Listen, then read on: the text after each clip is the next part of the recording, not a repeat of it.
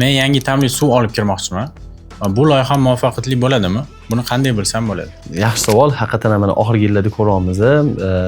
Ikkita успешный keyslar bo'lganidan keyin, ya'ni необычный ta'mlar bizning bozorimizga kirishni boshlagandan keyin, mana jumladan tursak ham bo'lsa kerak, anor ta'mli suvlar kirgandan keyin odamlarda shunaqa fikr paydo bo'lib qoldi. Demak, bizni необычный ta'mli suvlar olib kiradigan bo'lsak, haqiqatan ham bozorimiz chaqnab ketaveradi. Demak, masalani eng anaqasi, bular qilayotgan eng zo'r tarafi, bular bozorga hech kim ichmagan ta'mni olib kirishyapti deb o'ylaydi. Aslida haqiqatan ham shunaqa emasmi? Mana kelaylik. Anor suvli napitkalarni urf bo'lib ketganini ko'radigan bo'lsak, bizning xalqimiz azaldan anorni o'zi iste'mol qilardi. Faqat anor qimmat bo'lgani uchun uni suvini iste'mol qilish olmas edi. Keyin bir yil shunaqa anorlar arzon bo'lib ketdi, ko'chada odamlar uni suvini siqib ham ichishni boshladi. Anorni ichish madaniyati o'zi sekin shakllana boshladi. Undan keyin qanaqadir boshqa alternativ napitkalarga bilsangiz, orada musulmon xalqimizda, biz musulmon xalqlar tomonidan ozgina bay ko'chishdi. 2 hafta, 3 hafta odamlar iste'mol qilishmadi. O'shunaqa paytda shunaqa napitkalar kirib oldi. Haqiqatan ham ta'mi yoqmas edi. Endi biz ham xuddi shu korrelyatsiya orqali boshqa napitkani olib kirsak bo'ladimi, bo'lmaydimi desangiz, yo'q, bo'lmaydi. Chunki bitta o'xshagan keys odatda ikkinchi martada o'xshamaydi.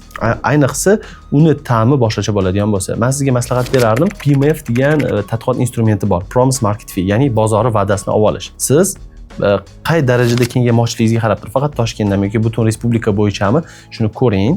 Shu olib kirayotgan ta'mli napitkalaringizni juda ko'pchilikka ichirib ko'ring. Har xil joylardan ichirib ko'ring. Bir xil joydan ichirib qo'ysangiz ham bo'lmaydi. Masalan, Toshkentning o'zida taxminan 14 ta rayon bo'ladigan bo'lsa, 14 ta rayonning o'zi ham har xil segmentlarga bo'lingan. Masalan, Mirobod Avenue tarafda boshqacha, Qo'yliq tarafda u yerda yashaydigan odamlar boshqacha. Har xil toifa odamlardan fokus gruppalar to'plab turib, shu yangi ta'mli suvingizni ichirib ko'ring. Ichirib ko'rganingizda nimalarga ahamiyat berishingiz kerak? Odatda o'zingiz qilmang buni yoki qanaqadir bir tadqiqot kompaniyasiga topshiring yoki uchinchi shaxs, umuman bir befarq bo'lgan odamga topshiring. Siz odamlar ichirib ko'rayotgan paytingiz shuni so'rang. Shu ta'mli napitka senga yoqdimi? Ha, yoqdi. Har qanchada sotib olgan bo'larding? Ichib ko'rib, aytish mumkin, men har 1 oyda sotib olgan bo'lardim. U darajada yoqmadi. 1 oyda bir marta sotib olishga, necha pulga sotib olgan bo'lardim?